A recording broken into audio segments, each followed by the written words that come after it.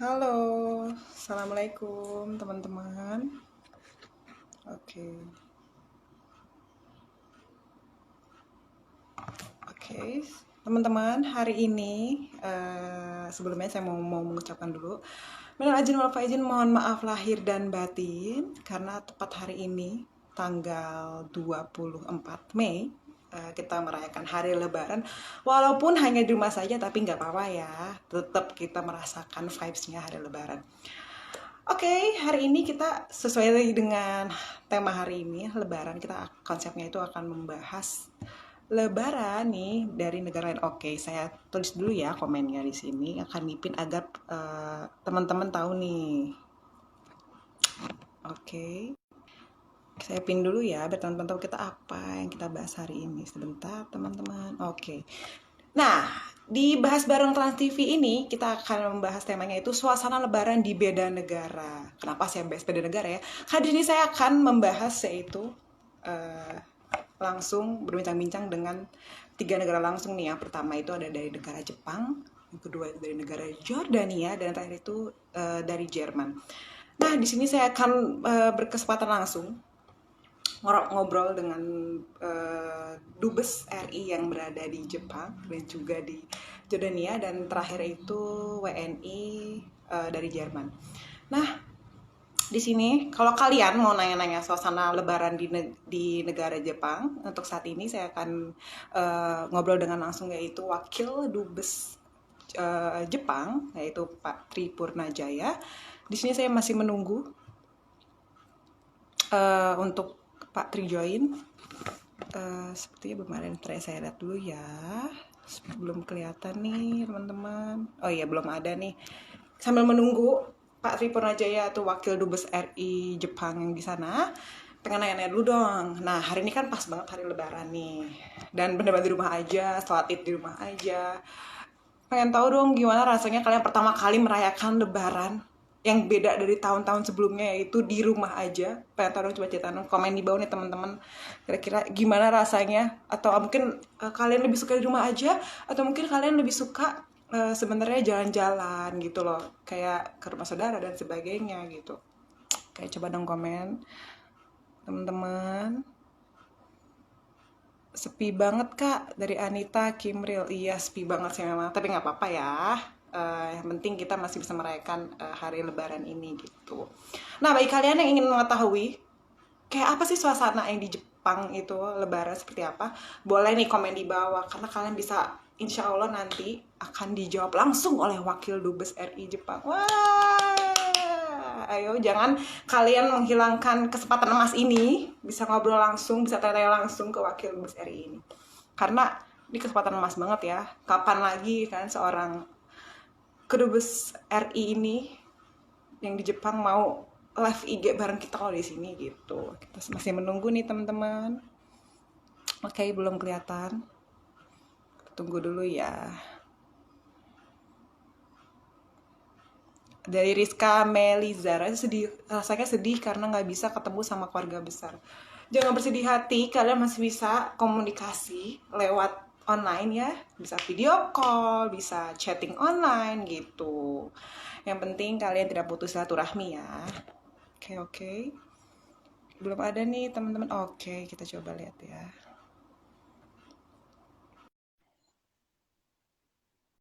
Sebentar ya, masih untuk invite nih teman-teman. Sabar ya. Kalian sambil menunggu siapin aja pertanyaannya untuk bertanya langsung ke Pak Tri Purnajaya nih. Oke. Sepertinya Pak Tri sudah masuk ya. Sudah join kita, cuman masih waiting nih. Oke.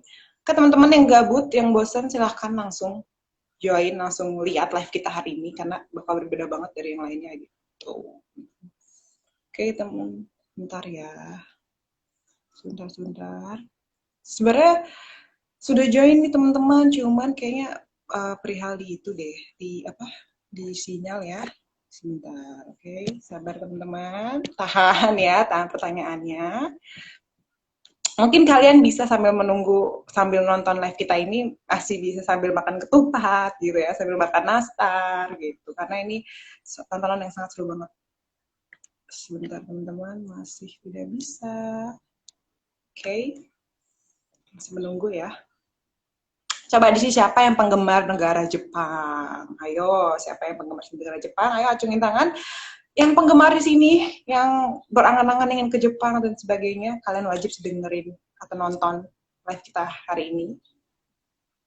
Nah, ini udah join nih. Aduh, sinyalnya, maaf ya, teman-teman. Halo, Pak Tri Purnajaya. Oke, sebelum masih ada gangguan sinyal, teman-teman, maaf ya. Oke, sabar, teman-teman.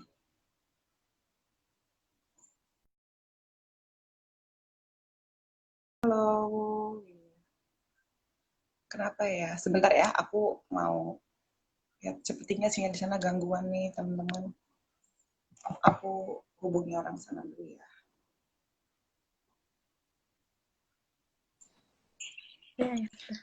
Selamat sore Bapak Tribur. Selamat sore. Sore Pak. Apa kabar Pak? Alhamdulillah baik-baik. Baik. Gimana Pak, sudah makan ketupat di sana? Alhamdulillah sudah Nastar, semur daging. semua Sudah ya? sudah. Alhamdulillah tadi pagi kita sholat Idul Fitri di rumah. Saya Hmm? mimpin sholat bersama keluarga. Eh, Ah, ya karena tidak ada pilihan. KBRI juga menganjurkan warga Muslim Indonesia di Jepang, seluruh Jepang untuk melaksanakan sholat Idul Fitri di rumah masing-masing karena masjid-masjid juga tidak ada yang buka ya dan sesuai anjuran pemerintah untuk social distancing, physical distancing. Oke Pak, ini kan Bapak kan Wakil Kedubes RI di Jepang, di negara Jepang nih Pak. Pengen tahu dong Pak, di sini kan pasti masyarakat sudah mengetahui ya ritual kita atau tradisi khusus kita di Indonesia tuh seperti apa Lebaran di Indonesia. Pengen tahu dong Pak, mungkin masyarakat dulu juga penasaran seperti apa sih Pak tradisi atau mungkin hal yang dijalankan untuk di WNI Jepang di sana gitu Pak. Seperti apa sih Pak? Pengen banget. Terima kasih banyak. Pertama-tama saya ingin menyapa seluruh pemirsa lah ya atau Trans TV di IG ini dan terima kasih atas undangannya. Jadi saya sudah 1 tahun lebih di KBRI Tokyo dan saya sudah mengalami Lebaran tahun lalu dan sebenarnya Lebaran tahun lalu itu sangat seru banget. Jadi KBRI itu di Sekolah Indonesia Republik Indonesia di Tokyo itu menyelenggarakan sholat Idul Fitri bersama. Itu saking banyaknya itu sampai 4 ronde itu. Dan masyarakat kita hebatnya tuh ngantri dengan sabar, tekun gitu sampai beratus-ratus meter lah. Karena sampai saking banyaknya dan masjidnya terbatas. Itu sampai berapa jam selesai. Dan itu tahun lalu kita data sekitar 5.000 lebih masyarakat kita menyelenggarakan sholat id bersama. Dan setelah sholat id itu langsung berbondong-bondong langsung jalan kaki ke arah Wisma Duta Besar. Di situ kita open house, lalu kita menyiapkan makanan khas Indonesia, khususnya ketupat. Jadi teman-teman yang kangen ketupat, warga negara Indonesia yang kangen tuh bersapa-sapaan dengan masyarakat kita di sini, itu kesempatan yang baik. Namun tahun ini ya, as you know, Mbak, suasananya sudah sangat berbeda. Tapi suasana apa ya? Tadi saya baru saja mengikuti halal bihalal online virtual. Jadi tahun ini unfortunately kita hanya virtual halal bihalalnya. Tadi seru juga sih ngobrolnya santai-santai. Pak, pengen tahu sebenarnya kalau di Jepang itu total WNI ada berapa Pak? Tadi kan Bapak bilang sekitar ada 5.000, apa mungkin ada yang lebih lagi Pak? Mungkin kalau di Tokyo ada. Oh ya maaf, tadi kalau 5.000 sampai 6.000 itu Tokyo dan sekitarnya saja. Total warga negara Indonesia di Jepang adalah 61.000, Mbak. Ya, jadi 61.000 itu tersebar ke berbagai prefektur. Di Jepang ini ada kayak tingkat gubernur itu ada 47 kegubernuran. Dan tersebar paling banyak sebenarnya bukan di prefektur Tokyo, tapi justru di Aichi. Di situ ada pabrik Toyota dan otomotif lainnya, sehingga sekitar 7.000 di situ warga negara Indonesia kita. Tapi sekarang konsentrasi di Tokyo ini ada karena ada masjidnya KBRI juga, sehingga kalau saat ngumpul hari raya gini, ngumpulnya di sini. Oh, berarti komunitas Muslim paling besar itu paling banyak itu di Tokyo ya Pak? Bilang. tersebar sebenarnya. Jadi di Aichi mungkin lebih besar masyarakat Indonesia, di situ ada 7.000, di Tokyo 5.000. Kemungkinan masyarakat muslimnya justru jumlahnya lebih besar di Aichi situ, prefektur Aichi. Oke Pak, tadi kan Pak bilang katanya di sana ada open house, tahun sebelumnya ada open house, ada masa ketupat dan sebagainya. Ada nggak sih Pak mungkin dari negara sana, WNI sana yang maksudnya euforianya itu mengajak masyarakat Jepang untuk euforia bersama merayakan Lebaran ini? Karena kan bisa dibilang kita cukup unik ya Pak, Lebaran Iya. di Indonesia itu kayak ketupat dan sebagainya. Ada nggak sih Pak mungkin euforianya itu mengajak masyarakat Jepang gitu Pak untuk Iya, betul sekali. Jadi kita juga mengundang masyarakat Jepang untuk open house biasanya. Jadi ada pejabat-pejabat Jepang, ada pengusaha Jepang, ada apa namanya eh, yang masyarakat lokal sini yang kita undang, dan mereka rata-rata excited juga melihat suasana Lebaran ini, makan ketupat. Biasanya orang Jepang itu kalau diundang ke kedutaan Indonesia banyak yang pakai batik tuh, batikan. Mereka juga senang kumpul-kumpul karena mereka nggak tahu kan makan ketupat itu kan buat mereka unik sekali ya. Di sini kan makannya kan biasanya yang apa sih, yang mentah gitu, raw, sushi, sashimi, dan sebagainya. Tapi di sini dengan suasana Idul Fitri, mereka kadang-kadang juga saya perhatikan tahun lalu mereka sampai selesai lama tahan di kedutaan besar kita, ngumpul bareng-bareng sama-sama, kita seneng mereka. Unik kan kita. Berarti respon dari masyarakat orang Jepangnya sendiri sangat antusiasme ya Pak? Berarti Sangat bisa di antusias. Jadi mereka juga baru sadar, banyak yang untuk pertama kali menghadiri itu bahwa ternyata orang Indonesia ini keguyupannya besar, senang kumpul-kumpul. Selama ini mungkin mereka yang cuma makan nasi goreng atau khas makanan Indonesia sate, tapi pas saat Lebaran tuh ada ketupat. Ketupat kan jarang misalnya di restoran di serve ya. Dan selain ketupat kan ada rendang, biasanya temenannya banyak tuh. Dan seru biasanya.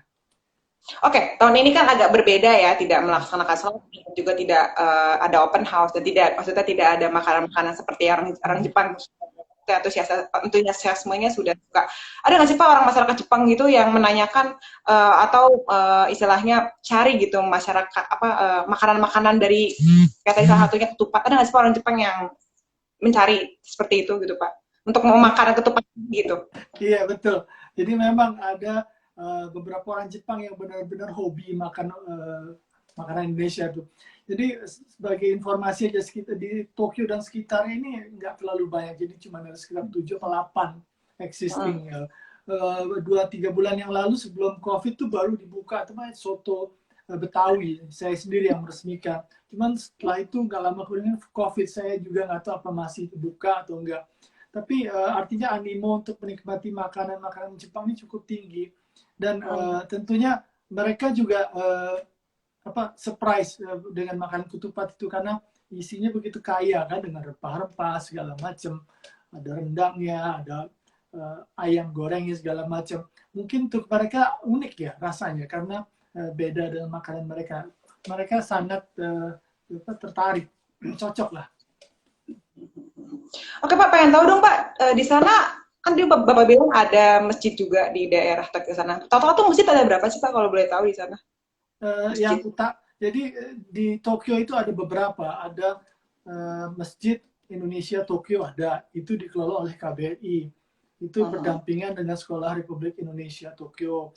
Ada juga teman-teman mungkin banyak yang tahu ada Masjid Chami itu masjid jadi populer gara-gara mungkin beberapa selebriti kita menikah di situ ya. Termasuk siapa yang Syahrini. Jadi populer itu masjid. Itu masjid Turki yang dikelola oleh kedutaan Turki. Ada lagi masjid Arab Saudi. Arab Saudi juga punya masjid. Jadi ada beberapa masjid. Ada juga masjid yang dikelola oleh masyarakat kelompok Islam Nusantara. Ada NU juga. Memang nggak terlalu besar, tapi lumayan ada beberapa. Jadi kita nggak terlalu masalah kalau mau sholat Jumat. Oke Pak, ini kan pasti kan masjid ada di Jepang, tadi kan juga ada yang sangat populer, salah satunya kan tadi selebritis juga ada salah satunya nikah di masjid tersebut.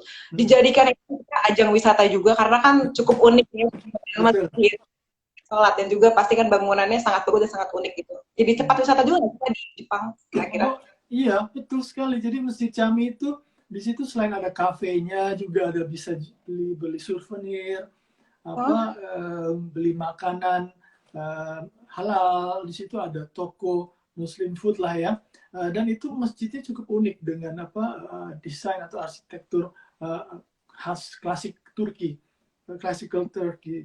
Jadi sangat menarik. Memang untuk foto-foto juga jadi kayak pusat wisata juga. Itu banyak orang-orang Melayu juga yang hadir di situ.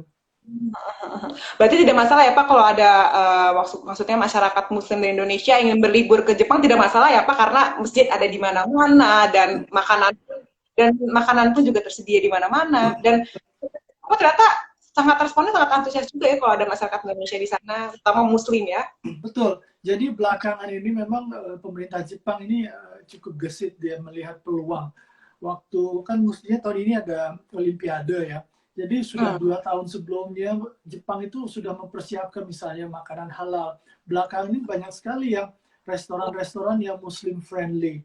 Sudah banyak yang label halal.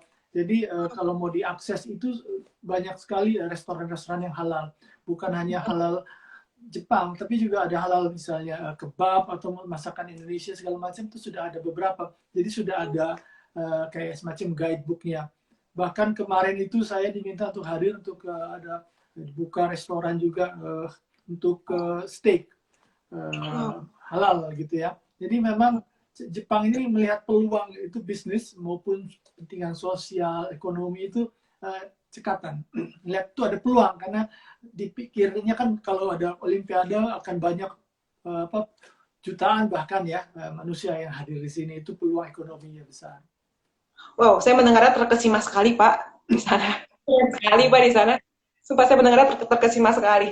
Oke Pak, selain Lebaran saya pengen menanyakan dong, kira-kira kalau WNI di sana tuh kalau berkumpul hanya ngumpulnya tuh hanya acara-acara tertentu atau event tertentu, atau mungkin ada perkumpulan rutin gitu Pak untuk WNI di sana kayak gitu Pak? Jadi terima kasih atas pertanyaan. Jadi masyarakat Indonesia itu memang saya selalu salut dan bangga juga keguyupannya cukup tinggi. Jadi ada kelompok-kelompok komunitas kemasyarakatan yang sifatnya keagamaan, ada yang sifatnya kumpul-kumpul, bahkan ada yang mau expert, ahli-ahli cendekiawan itu ada perkumpulan yang pelajar PPI-nya, ada tadi keagamaan tuh ada agama Muslimnya, ada Kristen, ada yang Hindu, bahkan ini sangat menarik, ini mencerminkan warna-warni Indonesia. Belum lagi ada kumpulan ibu-ibu misalnya ya, dan kumpulan masyarakat simpul-simpul masyarakat tuh banyak sekali, dan mereka kumpulnya eventnya macam-macam.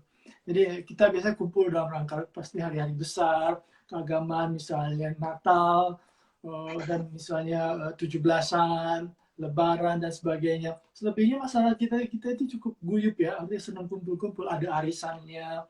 Dan PPI itu juga rajin sekali bikin kreasi-kreasi, mereka sering kumpul-kumpul, bikin majalahnya, sharing ide-ide, itu menarik sekali. Tapi Wah, oke. top lah orang Indonesia di Jepang. Sangat-sangat kreatif ya Pak berarti di sana ya. Tetap Iya. produktif di sana. Iya. Pak di sana lagi musim apa Pak kalau boleh tahu di Jepang? Jadi kemarin ini sebenarnya udah mulai memasuki musim panas ya, tapi belum begitu panas. Kemarin itu kan sekarang sudah tidak cherry blossom lagi, sudah sakuranya udah hilang segala macam, sudah mulai hangat. Jadi tapi kadang-kadang kalau hujan atau ada angin agak dingin, jadi harus pakai jaket ya. Tapi overall enak banget udara sekarang. Cuma unfortunately karena suasana COVID, Shibuya yang biasanya kumpul banyak orang itu jadi relatively sepi, jalanan yang biasanya macet nggak terlalu macet. Uniknya masyarakat Jepang ini kan sangat disiplin ya. Pemerintahnya bilang harus pakai masker, pada pakai masker, dan kebersihannya juga sangat baik gitu ya, higienis. Oke Pak, ini kan lagi suasana kayak gini, pasti kan WNI tidak bisa kemana-mana ya, karantina di rumah. Ada jadwal rutin untuk kayak istilahnya chatting online atau mungkin video call online gitu untuk sharing gitu. Ada nggak sih Pak? Tadi kan Bapak bilang ada silaturahmi atau hal-hal online. Tapi kalau kayak gini ada nggak sih jadwal rutin agar tetap produktivitas gitu Pak? WNI-WNI yang di Jepang? Betul. Banyak sekali. Jadi saya sudah berapa kali mengikuti, ada tadi kelompok ya, para kelompok keagamaannya, ada PPI-nya, bikin apa, virtual discussion atau interaktif discussion melalui online. Biasanya sekarang lagi ngetopnya nge-Zoom ya. Jadi ini tadi kelompok arisan, kelompok keagamaan itu juga banyak. Jadi intensif sekali. Hari ini aja saya 2-3 kali mengikuti Zoom. Seru banget, seru.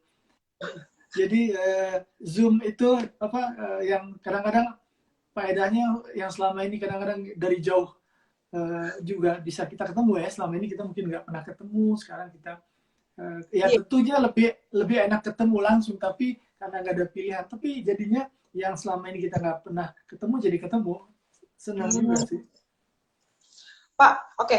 Pengen tahu dong Pak, kalau misalnya nih masyarakat Indonesia ingin tahu kegiatan-kegiatan WNI di sana seperti apa, kalau kita ingin lihat atau mengakses dari mana sih Pak? Ingin lihat kayak di sana tuh seperti apa situasinya saat, kalau pengen lihat masyarakat Indonesia lihat dari mana Pak?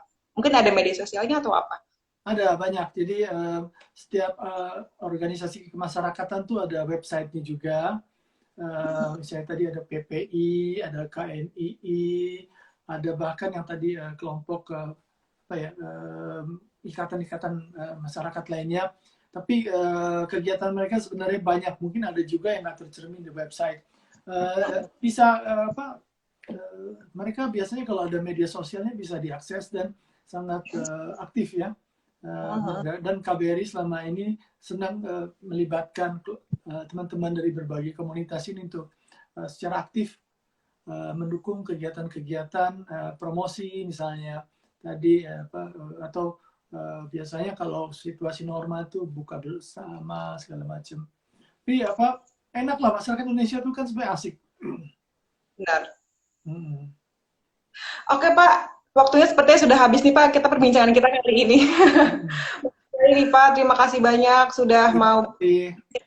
Nah, ini suatu kesempatan yang sangat emas nih bagi saya dan teman-teman di rumah juga bisa sharing situasi Lebaran di Jepang seperti apa. Semoga di sana sehat-sehat terus ya Pak. Ya, saya juga dalam kesempatan ini mohon maaf lahir dan batin kepada seluruh warga Indonesia, mewakili KBRI, dan selamat Hari Raya Idul Fitri. KBRI tetap melayani masyarakat Indonesia di Jepang. Terima kasih Pak Tri. Salam ya buat WNI di sana Pak. Salam, terima kasih. Terima kasih banyak Pak. Oke teman-teman, tadi baru saja kita berbincang-bincang dengan Pak Tri Purnajaya selaku Wakil Dubes RI Jepang di sana. Dan sekarang narasumber kedua kita akan ngobrol dengan Mbak Eva, salah satu WNI di Jerman. Nah, bagi kalian nih ya, penggemar negara Jerman atau mungkin yang ingin bercita-cita pergi ke Jerman, langsung aja nih join ke sini karena kita akan ngobrol dengan langsung nih WNI langsung yang di sana. Kalian bisa tanya-tanya di sana kira-kira seperti apa situasinya di Jerman gitu kan, atau mungkin sama dengan Indonesia atau mungkin gimana gitu. Jadi kalian bisa dengar juga di Jepang ternyata masyarakat Jepang antusiasmenya, responnya sangat bagus ya untuk masyarakat muslim yang di sana. Bahkan mereka pun masyarakat Jepang sangat menyukai loh makanan-makanan Indonesia, tadi bilang ketupat suka dan sebagainya. Wah, salut sekali ya dengan WNI Jepang di sana. Tetap produktivitas dan responnya sangat bagus. Oke, sekarang kita lihat ya narasumber kedua udah join apa belum ya. Oke. Sebentar, sebelum join nih teman-teman, sepertinya kita suruh join dulu ya. Sebentar. Mbak Via, belum ada Mbak Via? Belum ya teman-teman? Belum join, oke kita tunggu ya. Nah, kita kan hari ini ada 3 narasumber. Yang kedua ini adalah WNI dari Jerman. Nah, abis ini kalian jangan skip juga ya, jangan exit, jangan end dari video ini karena setelah Mbak Via WNI dari Jerman ini selesai, kita akan ngobrol langsung nih ya dengan Dubes Jordania. Seru banget nih pasti teman-teman. Oke. Mana ya, belum ada nih teman-teman, sabar ya. Oke. Tuh, udah ada yang komen dari Marjan Hanes, Mbak Via join dong. Tuh, udah ada yang menunggu nih ya. Sepertinya tidak sabar sekali teman-teman ingin mendengarkan statement langsung dari Mbak Via, WNI dari Jerman ini, gitu kan. Oke, kita baca-bacaan komen aja dulu ya, sambil menunggu Mbak Via join.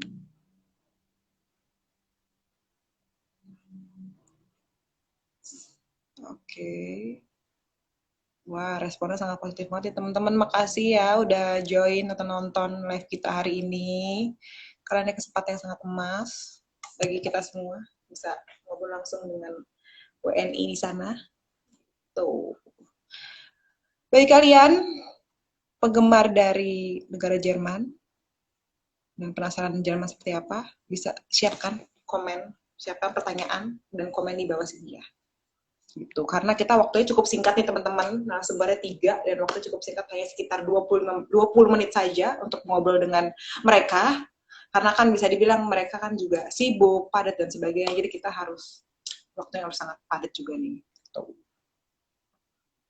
Mana ya Mbak Via? Oke Mbak Via, sepertinya sudah join.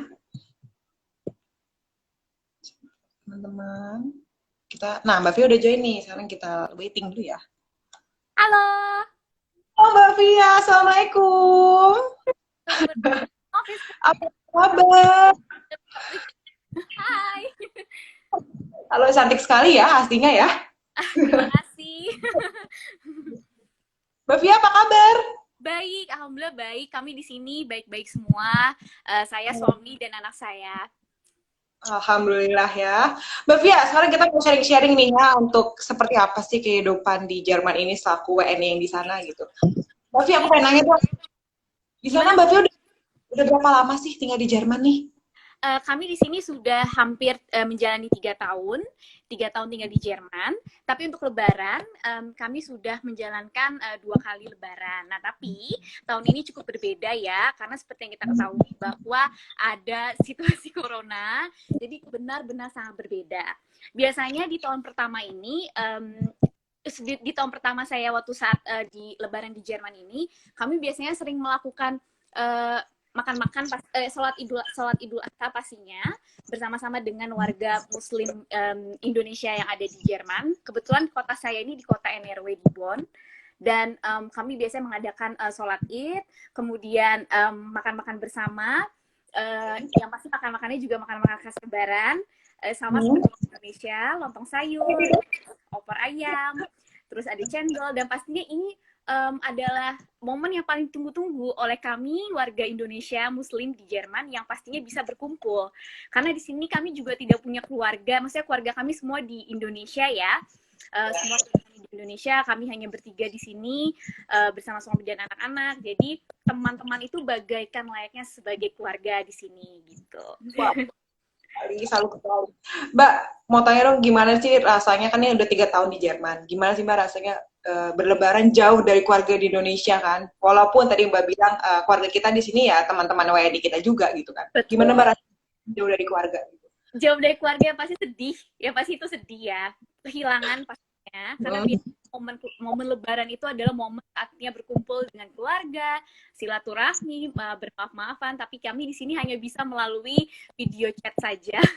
Maksudnya video call bersama keluarga untuk silaturahminya. Dan kebetulan kami di sini belum pulang ke Indonesia, ditambah di situasi yang seperti ini, 3 tahun kami belum pulang ke Indonesia, jadi ya kami hanya sering melakukan video call bersama keluarga. Mohon maaf lahir dan batin semuanya. Jadi yang pastinya ya sedih banget sih nggak bisa kumpul. Jadi kami di sini cuma hanya berkumpul bersama teman-teman saja seperti itu. Oke, misalnya kan situasi juga lagi COVID ya Mbak gitu, COVID-19. Dari kemarin juga, ada nggak sih mungkin komunikasi dengan teman-teman WNI lainnya, yaitu silaturahmi via online, atau mungkin lebih istilahnya lebaran virtual gitu. Di sana juga ada tradisi kayak gitu nggak? Lebaran virtual? Ya, pastinya ada lebaran virtual juga di sini. Kita biasanya video call conference bersama teman-teman di Jerman. Kebetulan aku ada beberapa juga di negara bagian lain di Jerman, jadi kami kita semua biasanya atau biasanya kita lebaran ini walaupun juga bukan sebagai libur nasional di Jerman, jika ada kebetulan alhamdulillahnya lebaran kali ini bertepatan weekend ya, jadi pastinya kita bisa langsung berkumpul-kumpul, tetapi karena ada momen coronavirus ini jadi tidak bisa. Jika memang ditempatkan buka biasanya kita tepat di akhir pekan maksudnya kita biasanya satu tempat. Jadi ya saat ini juga masih harus kan video conference online negara bagian yang Oke Mbak, tadi kan Mbak bilang makanya tahun kemarin pun juga tradisi tetap sama, makan ketupat, opor ayam dan sebagainya. Ada nggak sih Mbak, tradisi yang lain gitu dari negara Jerman sana bersama WNI-WNI lainnya gitu? Ada nggak sih Mbak kayak gitu? maaf Mbak, bisa diulang lagi Mbak, sepertinya koneksinya agak kurang baik. Sinyalnya, oke. Tadi kan Mbak bilang katanya tahun kemarin tetap sama, makannya opor, makan ketupat dan sebagainya. Kira ada nggak sih tradisi dari versi WNI-WNI yang di Jerman ini gitu Mbak? Uh, ya, yang pastinya sebentar maaf Mbak. Sepertinya saya harus pakai headset dulu. Ya, maaf Mbak, boleh diulang lagi Mbak pertanyaannya?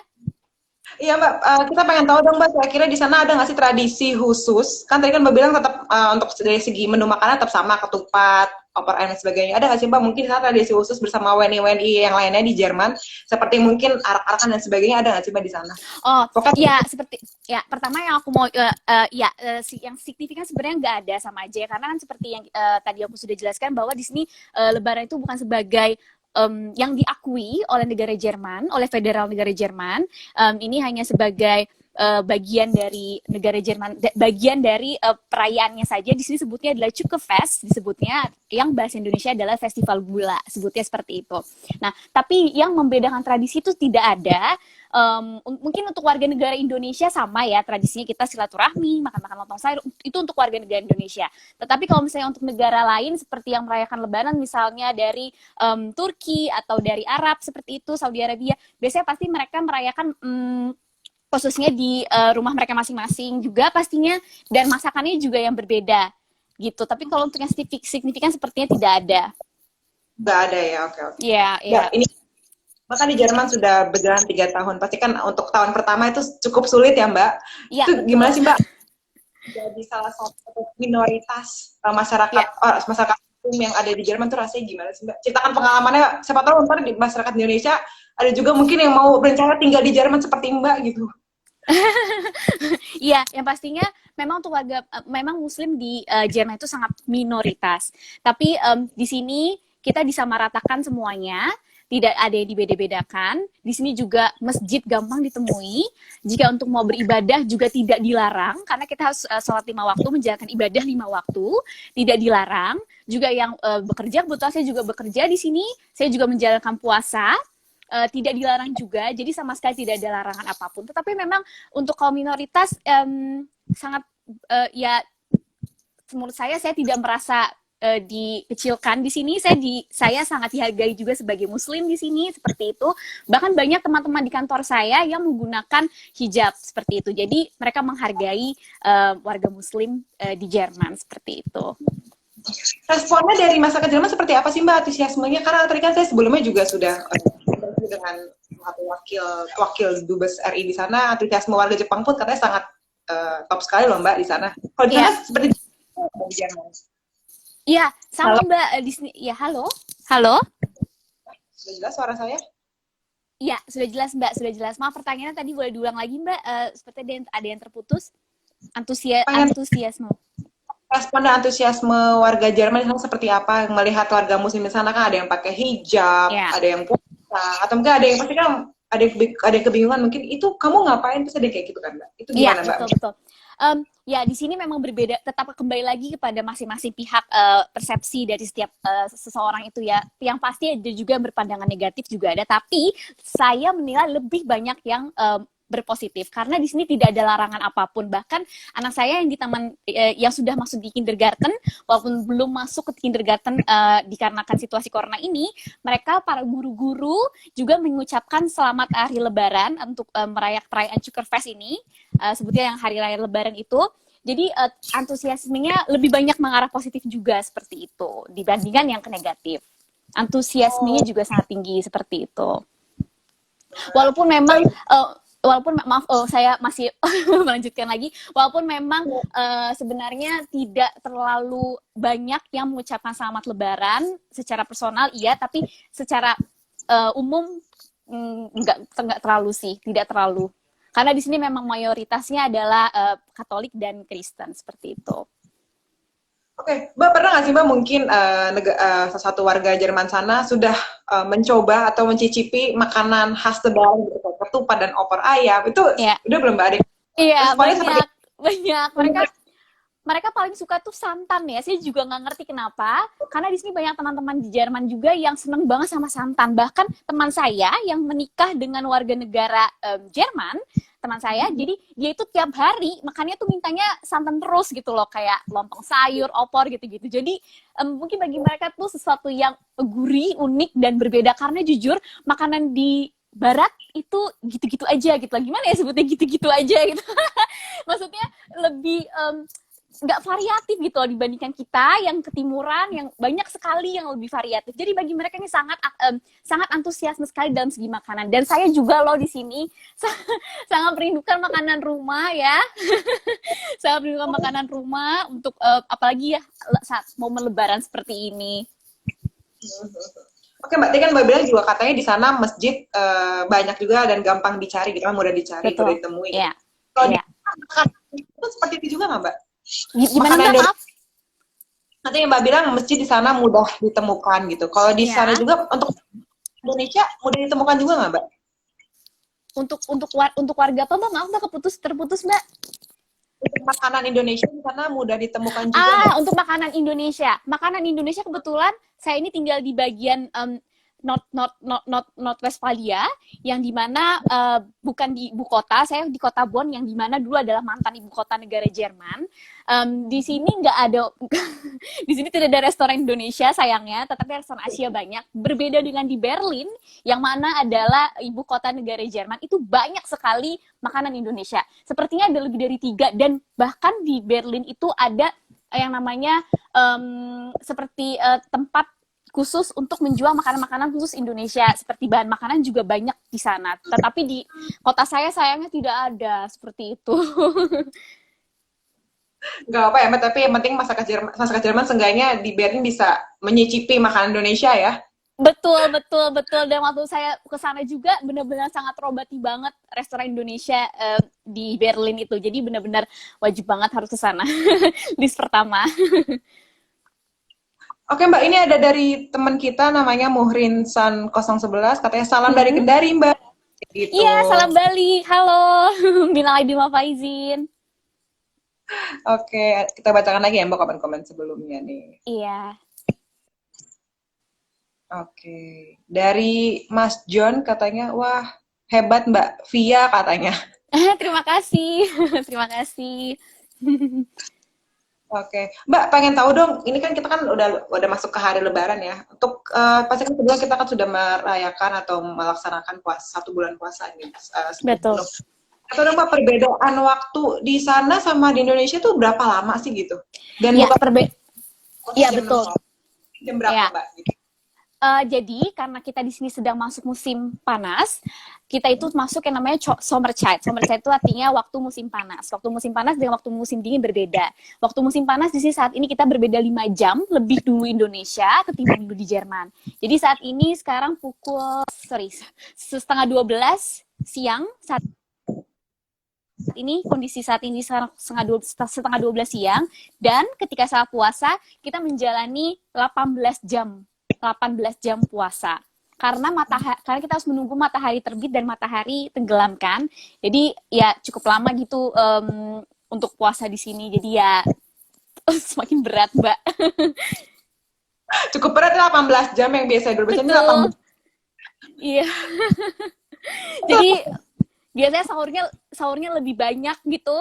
Dan nyiapin sahurnya juga harus lebih awal, karena kita nyiapin benar-benar semuanya harus 4 sehat 5 sempurna supaya tetap sehat, kuat, ditambah kondisi saat ini corona. Jadi ya biarpun puasa harus tetap semangat, kuat, dan berpikir secara positif seperti itu.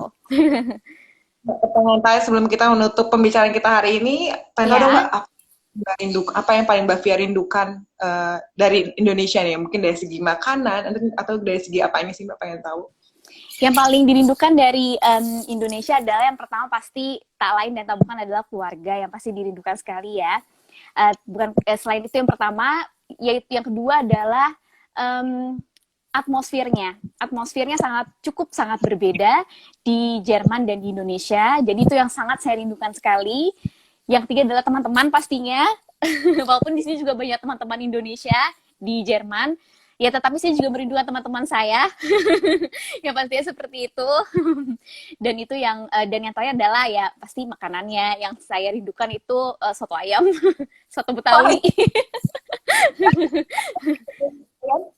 Gimana Mbak, maaf? Nggak ditemukan soto Betawi dan soto ayam? Iya, jarang sekali. Nah, kebetulan itu hanya bisa ditemukan di Berlin, di restoran Indonesia yang ada di Berlin, dan di Bonn nggak ada. Ya mau nggak mau ya harus bikin sendiri di sini. Jadi semua yang tersedia ada di toko Asia. Kebetulan saya juga ada toko Asia, banyak bumbu-bumbu, bahan-bahan yang ada dari Asia bisa masuk ke sini. Jadi ya menggunakan bahan-bahan yang ada untuk membuat makanan-makanan Indonesia dan di sini seperti itu. Oke, terima kasih Mbak Fia. Iya, sama-sama. Tepat sekali nih Mbak Fia. Terima kasih banyak ya. Sama-sama Mbak. Iya, sehat juga semuanya. Sekali lagi, selamat Lebaran dan mohon maaf lahir dan batin. Ya, salam ya Mbak buat WNI di sana. Iya, terima kasih. Ya, yuk. Iya. Iya, makasih. Dadah.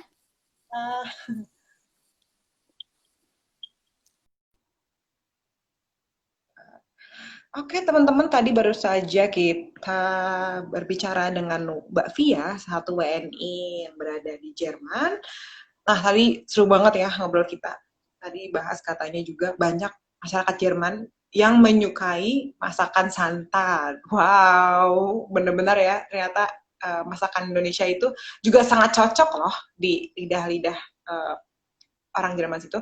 Nah, selanjutnya kita akan ngobrol dengan Dubes RI Jordania, yaitu sebentar ya, kita masih mencari dengan Pak Andi. Mana ya? Sebentar, saya lagi lihat dulu ya. Pak Andi sudah join belum ya? Oh, sudah nih teman-teman. Sebentar ya, saya join dulu. Kita akan ngobrol dengan Pak Andi Rahmianto, Dubes dari Jordania. Bagi teman-teman yang ingin menanyakan Assalamualaikum Pak Andi. Waalaikumsalam Mbak Ceni, apa kabar? Mbak Daris Pak. Oke, apa kabarnya Pak Andi? Alhamdulillah sehat-sehat semua di sini, saya dan keluarga, juga keluarga besar KBRI maupun warga masyarakat Indonesia. Alhamdulillah Mbak Ceni, di masa pandemi ini belum ada yang tercatat terpapar oleh virus corona, alhamdulillah. Oh, alhamdulillah. Pak, ini suatu kesempatan emas banget loh Pak, kita diizinkan untuk ngobrol langsung dengan Pak Andi Rahmianto. Ya. Oke, Pak, pengen tanya dong Pak sebelumnya, kita lagi suasana lebaran juga ya, hari H lebaran di tanggal 24 sih di Indonesia juga. Pengen tahu dong Pak, sana ada nggak sih Pak tradisi-tradisi khusus atau mungkin ritual apa yang dijalankan warga-warga atau WNI Jordania di sana? Seperti apa sih Pak tradisinya? Masyarakat juga ingin tahu nih Pak. Ya, terima kasih Mbak Ceni. Sebelumnya saya ingin menyapa dulu pemirsa Trans TV, ingin mengucapkan selamat Raya Idul Fitri, mohon maaf lahir dan batin. Mengenai acara perayaan Lebaran, ya, pada prinsipnya ini sebelum COVID ya, sebelum pandemi, masyarakat di sini merayakan Lebaran ya mirip lah dengan tradisi di Indonesia. Ya. Misalnya juga rame-rame beli baju dulu ya sebelum hari-hari terakhir menjelang Lebaran ya. Kemudian yang pasti setelah hari Lebaran, hari H, mereka akan berkumpul ya datang ke halaman Wisma Duta KBRI untuk melaksanakan kegiatan bersama berjamaah, mengadakan sholat Idul Fitri bersama, dan habis itu kemudian dilanjutkan dengan acara atau kegiatan halal bihalal bersama semua masyarakat Indonesia termasuk juga keluarga besar KBRI. Berarti untuk hari ini ada sholat diadakan sholat Id ya Pak? Ya, ada ya? Hari ini Mbak Jenny karena masih total lockdown ya di Yordania sejak lebih dari 2 bulan kita sudah lockdown di sini dan pemerintah mengumumkan bahwa untuk Lebaran Idul Fitri hari ini ya itu diterapkan total lockdown 24 jam. Jadi kita semua warga tidak boleh keluar rumah untuk hari ini aja. Tapi hari kedua, hari ketiga besok sudah mulai diberi kelonggaran. Jadi hari ini karena memang dalam suasana lockdown, kita semua warga masyarakat mematuhi ya kebijakan dan imbauan pemerintah setempat untuk sholat Idul Fitri di rumah masing-masing.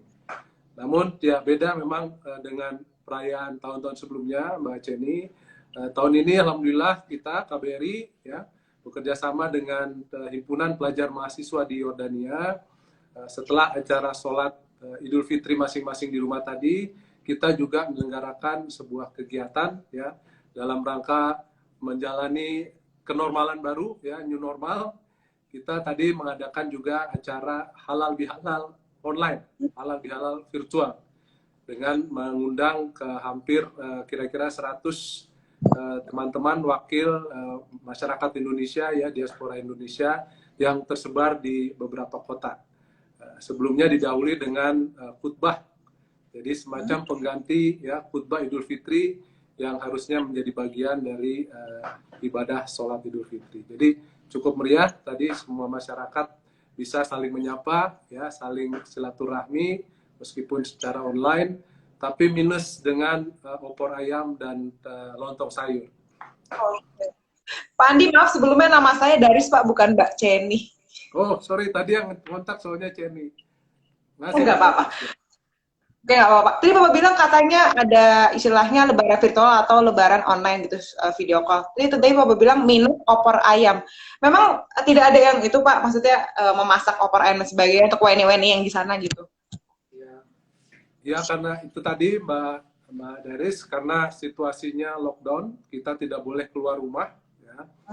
Kalau masak ke makanan tradisi Lebaran, masing-masing para warga juga tetap memasak ya untuk kebutuhan keluarga masing-masing, termasuk kita di sini. Memang tradisinya tiap tahun pada saat Lebaran seperti ini, semua duta besar ya kita tuh semua diinstruksikan tidak boleh meninggalkan wilayah kerja untuk menyelenggarakan kegiatan open house. Ya, jadi setelah sholat Idul Fitri langsung dilanjutkan dengan kegiatan open house di mana masyarakat bisa berkesempatan ya untuk halal bihalal, silaturahmi, sekaligus mencicipi makanan-makanan tradisional Lebaran ya, ada lontong sayur, opor ayam, sambal goreng ati dan sebagainya. Tapi ya itu lagi tahun ini karena situasi pandemi, acara seperti itu tidak bisa kita laksanakan untuk tahun ini. Namun tadi dalam acara halal bihalal kita semua sepakat bahwa meskipun dalam keadaan terbatas dengan di tengah pandemi, semua kegiatan yang kita laksanakan tidak menghilangkan makna dari perayaan Idul Fitri sendiri. Oke, benar. Pak, pengen tahu dong untuk total WNI di Jordania ada berapa Pak?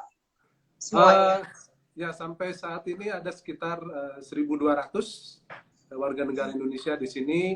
Mayoritas adalah para pekerja migran ya, baik yang di sektor informal maupun formal. Ada juga sekitar 200 pelajar dan mahasiswa yang sedang studi di Yordania, termasuk juga ada beberapa ekspatriat WNI yang menikah dengan warga negara asing yang bekerja di sini.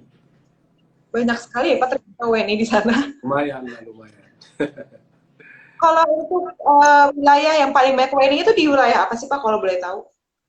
Ya, kalau di Yordania terus terang dengan penduduk sekitar 10,3 juta ya, itu mayoritas ada di ibu kota Amman.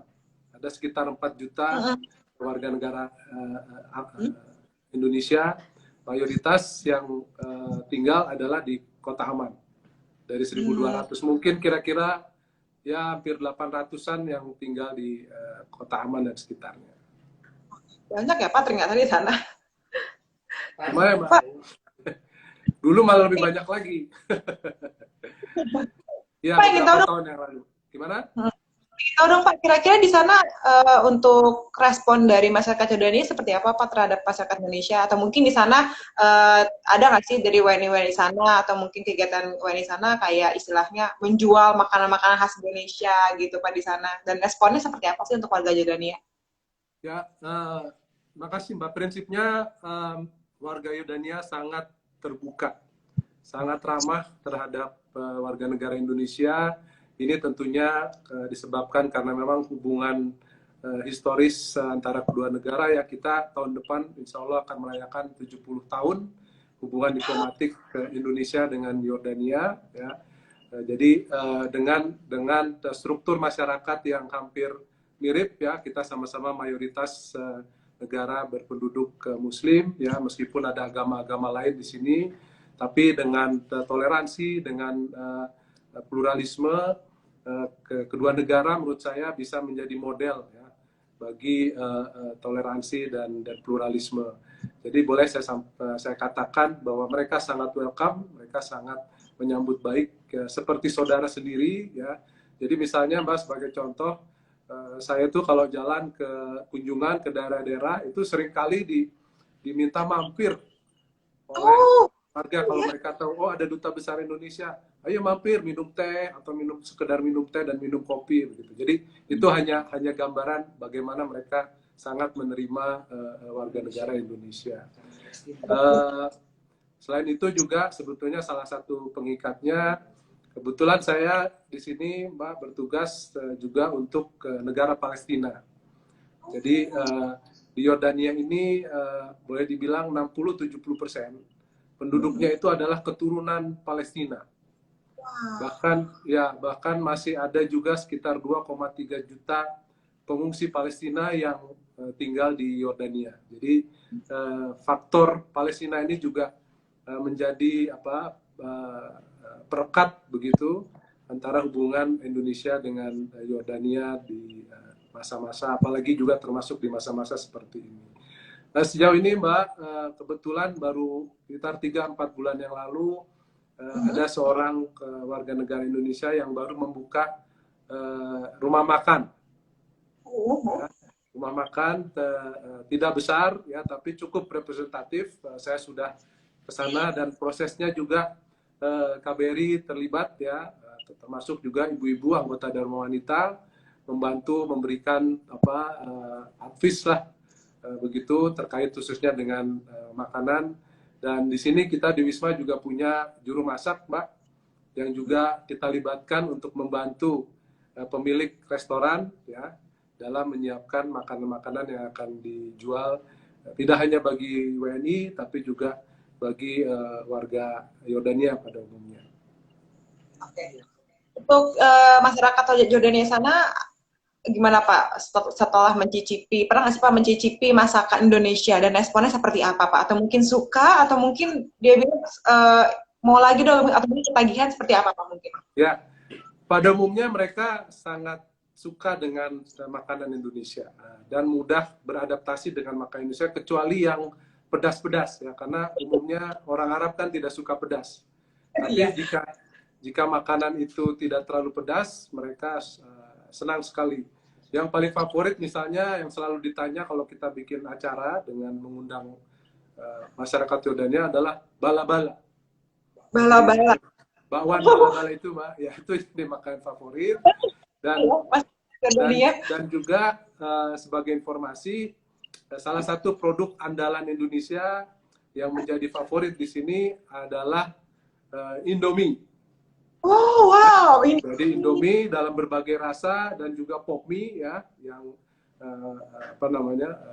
dalam gelas itu cup noodle itu juga menjadi favorit masyarakat Yordania di sini. Selain juga ada kopi ya, Torabika, ada kapal api, ya, ada good day, ya, itu kombinasi tuh. Jadi makan super mie dengan minum kopi instan khas Indonesia.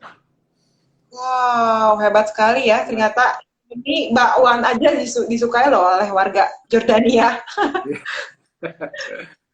Oke Pak, saya pengen tahu lagi dong, ada nggak sih Pak tradisi khusus atau mungkin event-event tertentu yang dimana WNI sering berkumpul nih Pak, selain lebaran ini Pak? Ada nggak Pak di sana? Ya, yang pasti tiap tahun, Mbak, kita mengundang warga untuk ikut memeriahkan ya, perayaan hari ulang tahun kemerdekaan ya, setiap tanggal 17 Agustus. Nah, di mana kita menyelenggarakan selain upacara resmi ya, upacara bendera, kenaikan bendera, biasanya kita lanjutkan dengan beberapa kegiatan yang melibatkan masyarakat, melibatkan rakyat. Termasuk misalnya olahraga, ya, perlombaan olahraga dengan mengundang ke seluruh partisipasi masyarakat. Kita adakan juga pesta rakyat, ya, agar masyarakat juga bisa ikut bergembira gitu. Biasanya juga kita sediakan door prize, ya Mbak, termasuk juga kuis, ya. Ada sepeda juga Pak. Tahun kemarin kita juga sediakan sepeda, ya. Ini salah satu kegiatan utama lah rutin tahunan yang sering dihadiri oleh masyarakat Indonesia di sini karena memang ada pesta rakyatnya. Tahun lalu alhamdulillah kita sempat mengundang ke siapa namanya Sabian ya sebagai bintang tamu lah untuk acara pesta rakyat kita. Sebenarnya tahun ini rencananya mau ada grup band Wali. Oh iya, iya. Tapi karena lockdown, ya Mbak, karena corona ya harus ditunda lah cara mengundang tamu artis dari ibu kota. Pak, sama ini dong pengen tahu selain Mbak kita bahas Lebaran, misalnya nih ada warga Indonesia atau masyarakat Indonesia ingin misalnya setelah pandemi ini ingin berlibur ke Jordania, kira-kira kalau Bapak rekomen tempat apa sih yang harus didatangkan pertama kali nih oleh warga Indonesia untuk libur ke sana? Yang paling rekomendasi nih Pak. Ya, jadi betul Yordania ini dikenal sebagai negeri para nabi. Jadi banyak sekali situs-situs peninggalan ya nabi dan rasul karena memang Yordania sejarahnya adalah bagian dari negeri Syam. Negeri yang paling sering disebut dalam kitab suci Al-Qur'an. Memang yang menjadi ikon dari Yordania adalah salah satu situs bersejarah yang disebut dengan Petra. Karena Petra ini adalah salah satu dari 7 keajaiban dunia, one of the 7 wonders. Jadi memang inilah yang menjadi ikon utama dan penarik devisa yang paling besar di Yordania. Kemudian yang kedua, yang ini sudah mulai banyak dikunjungi, termasuk juga wisatawan dari Indonesia, yaitu ada satu tempat namanya Wadi Ram. Wadi Ram ini sebetulnya satu kawasan yang bentuknya padang pasir dengan dikelilingi oleh bukit-bukit pegunungan begitu, dan memang kalau secara sekilas banyak orang menyatakan seperti di planet Mars. Jadi di tempat ini, di Wadi Ram ini sudah lebih kira-kira hitungan saya lebih dari 15 film-film Hollywood yang dibuat di sana, Mbak. Yang terakhir itu ya, terakhir adalah film Aladdin sama Star Wars 9. Wow, hebat sekali. Ya, jadi itu sekarang sedang marak ke tempat itu dikunjungi. Rata-rata sekitar 45 sampai 50.000 wisatawan Indonesia setiap tahun yang berkunjung ke Yordania, dan biasanya umumnya juga dilanjutkan dengan kunjungan dan ziarah ke Palestina, Mbak. Ke kota suci Yerusalem karena di sana ada Masjidil Aqsa. Mengingat jaraknya cukup dekat dari kota Amman ke Yerusalem hanya sekitar 70 km. Jadi ibaratnya dari Jakarta ke Bogor lah. Jadi wow. tim Trans TV ditunggu ya untuk kunjungan ke Yordania setelah COVID-19 usai. Amin. Doakan Pak, semoga kita bisa berlibur ke sana ya, karena saya dengar saja sudah terkesima nih ya, sudah pernah dipakai syuting Star Wars dan sebagainya. Wah, sangat hebat sekali di sana. Pak, Ya, sama film Hollywood tuh Mbak, termasuk misalnya Indiana Jones ya, kemudian Transformer ya juga dibuat beberapa scene-nya di sini, Mbak. Bagus sekali. Sangat cocok ya untuk liburan ya. Bisa dimasukin wishlist pertama nih Pak untuk liburan ke Jordania nih. Ya, jadi misalnya dengan penduduk hanya sekitar 10 juta, wisatawan asingnya jumlahnya rata-rata tiap tahun sekitar 5 juta. Jadi rasio rasio wisatawan asingnya itu 50% dari penduduknya. Luar biasa. Pak, sama pengen tahu dong Pak, makanan khas di Jordania yang cocok untuk lidah Indonesia apa sih Pak? Banyak sebetulnya Mbak. Tapi prinsipnya makanan di sini adalah berbasis kambing. Karena orang Arab ya, termasuk orang Arab. Masakannya umumnya perpaduan dengan daging kambing yang dimasak dalam berbagai cara. Yang paling terkenal dan hanya ditemukan di Yordania adalah satu makanan khas tradisional namanya mansaf. Jadi mansaf ini nasi ya dan daging kambing yang dimasak menggunakan yogurt. Jadi bukan santan. Jadi dimasaknya dagingnya itu dimasak dalam yogurt ya. Nah, nanti disajikan bersama nasi ya seperti nasi kebuli nasinya. Hanya temannya itu nanti adalah yogurt. Nah, ini satu-satunya makanan khas yang tidak ada di negara-negara lain. Di negara Arab maksudnya. Kalau nasi kebuli itu kan hampir pasti bisa ditemukan di negara-negara Arab yang lain. Tapi kalau mansaf itu hanya ciri khas di Yordania. Ada juga satu makanan utama juga namanya makluba atau maklubeh. Nah, ini kalau bahasa Inggrisnya upside down. Jadi cara masaknya dibalik, Mbak. Oh, unik sekali. Jadi iya.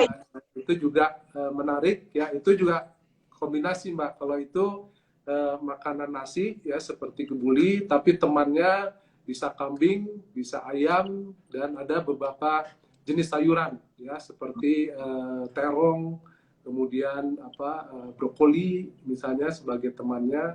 Itu juga termasuk yang khas di Palestina dan juga di Yordania sebetulnya. Jadi itu dua makanan. Ada juga makanan pencuci mulut ya Mbak, namanya kunafe. Ini juga meskipun asalnya dari Palestina, dari kota Nablus di Palestina, tapi ini juga menjadi makanan khas di Yordania. Harus cobain. Jadi kalau wisatawan asing biasanya akan ke Yordania, pertama yang dicari adalah makan kenafe. Oke. Saya ingat ya Pak, sepatutnya saya ke sana, saya ingat kenafe ya Pak makanannya. Ya, kenafe, betul. Oke Pak, ini ada salah satu teman-teman kita nih, ada yang komen dari Ufi Lutfi. Pak, kangen saya 3 tahun di Jordan katanya, di Jordania. Terus ada lagi, mana lagi ya? Kangen sama siapa ya Mbak? Kangen sama Jordania katanya. Katanya dia 3 tahun, kayak gitu. Lagi di Indonesia. Ya. Ada lagi yang salam katanya, Pak Andi, maaf lahir batin katanya. Dari Ahadian Syah Lubis. Katanya, mohon maaf lahir batin katanya. Maaf lahir batin buat Mas Adian. Oke. Oke Pak Andi, mungkin terakhir dong Pak harapannya untuk Jordania dan Indonesia dan seperti apa untuk dunia, karena kan lagi tertimpa COVID juga nih Pak. Sebelum kita menutup perjumpaan kita hari ini gitu. Ya, betul Mbak. Jadi tentunya harapan saya pribadi maupun masyarakat Indonesia di Yordania ini tentunya kita berharap agar wabah pandemi COVID-19 ini bisa segera berakhir. Ya, mari kita sama-sama memanjatkan doa ya, karena dengan izin dan kuasa Allah Subhanahu Wa Taala, insya Allah wabah ini bisa segera berakhir. Dan juga mari juga jangan lupa ya Mbak, kita juga mendoakan kepada para warga kita ya yang berada di garda depan, termasuk para dokter ya, para suster maupun petugas-petugas lainnya yang sudah berjuang dan gugur dalam tugas ya mendahului kita, juga patut kita berikan doa agar perjuangan dan amal ibadah mereka bisa diterima di sisi Allah Subhanahu Wa Taala. Amin, Rabbal Alamin. Pak Andi, banyak sudah sharing-sharing nih Pak, sangat bermanfaat sekali bagi kita semua. Kita jadi mengetahui. Terima kasih Mbak Daris ya. Salam saya buat Pak Noko dan yang lain. Ditunggu Ya. kunjungannya ke Jordania. Amin, amin, ya Rabbal alamin. Doain kita Pak, sebagai kita bisa berlibur ke sana ya. Siap, siap. Amin. Terima kasih banyak. Sehat-sehat keluarga di sana ya Pak. Terima Ya, kasih. salam sehat dari Jordania. Terima kasih. Iya. Salam buat WNI di sana ya Pak. Ya, salam. Assalamualaikum. Waalaikumsalam warahmatullahi wabarakatuh. Oke teman-teman, berikut perbincangan kita bersama Pak Tri Purnajaya, Wakil Dubes RI Jepang, Mbak Via WNI negara Jerman, dan terakhir itu Pak Andi Dubes RI Jordania. Nah, sumpah bermanfaat sekali nih ya sharing kita, info-info yang saya berikan kepada Anda hari ini. Banyak banget info-info yang saya dapatkan. Gimana situasi lebaran di sana, walaupun kita sedang melaksanakan karantina di rumah, tapi WNI di sana tetap produktif ya, masih bisa video call, chatting online, masih produktivitas, walaupun tadi ada minus mungkin tidak makan opor dan sebagainya, tapi nggak apa-apa, yang penting kita masih bisa merayakan lebaran, masih bisa merasakan lebaran gitu. So, saya sudah perbincangan kita hari ini. Jangan lupa tonton terus Bahas Bareng Trans TV di episode selanjutnya. Saya Desi Rahma, pamit undur diri. Sebelumnya saya mau mengucapkan dulu minal aidin wal faizin, mohon maaf lahir dan batin. Dadah. Assalamualaikum warahmatullahi wabarakatuh.